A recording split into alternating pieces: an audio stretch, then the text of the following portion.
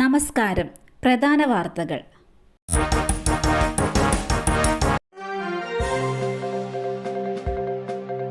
സംസ്ഥാനത്ത് ശക്തമായ മഴ.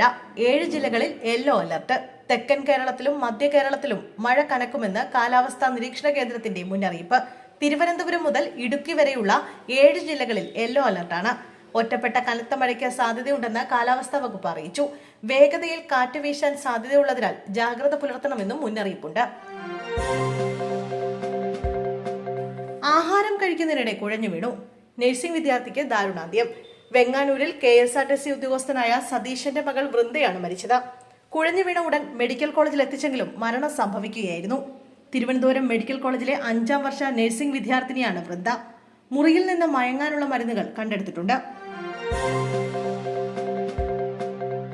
റെക്കോർഡുകൾ ഭേദിച്ച് കുതിച്ച സ്വർണ്ണവിലയിൽ ഇന്ന് കനത്ത ഇടിവ്. പവന് 680 രൂപ കുറഞ്ഞതോടെ 1 പവൻ സ്വർണത്തിന്റെ വില 84,000-ൽ താഴെ എത്തി. 83,920 രൂപയാണ് 1 പവൻ സ്വർണത്തിന്റെ വില. ഗ്രാമിന് 85 രൂപയാണ് കുറഞ്ഞത്.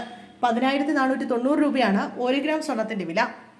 ഈ മാസം ആദ്യം 77,640 രൂപയായിരുന്നു സംസ്ഥാനത്തെ സ്വർണ്ണവില.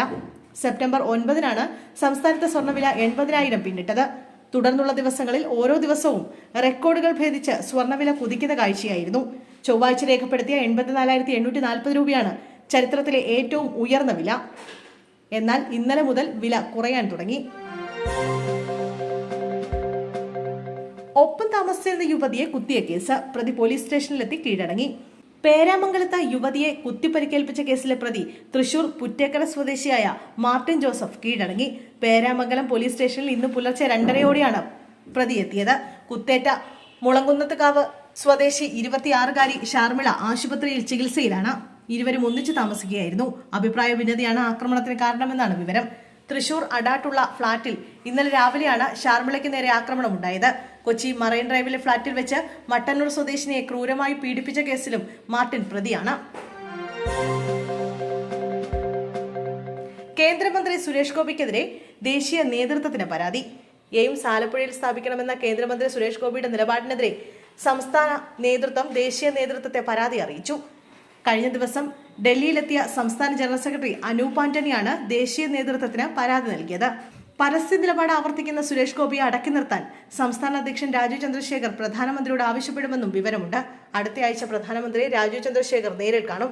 BJP സംസ്ഥാന കമ്മിറ്റിയിൽ പങ്കെടുക്കാൻ ഈ മാസം 27-ന് കൊല്ലത്തെത്തുന്ന ദേശീയ അധ്യക്ഷനും കേന്ദ്ര ആരോഗ്യമന്ത്രിയുമായ JP നദ്ദ എയിംസിന്റെ കാര്യത്തിൽ ദേശീയ നേതൃത്വത്തിന്റെ അന്തിമ നിലപാട് വ്യക്തമാക്കും.